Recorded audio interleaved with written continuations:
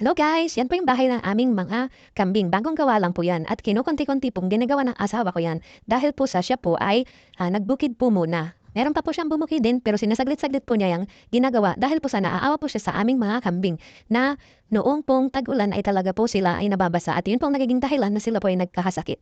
Yan po ang sahig ng aming pong kambing, yun pong tinumba ng tipito na kawayan. Mas maganda po yung ganyan, taas po yung kanilang sahig para hindi po nila basta-basta maaamoy ang mga kanilang dumi at sa kanila pong ihi. Yan. Ganyan po ang kanyang ginagawa.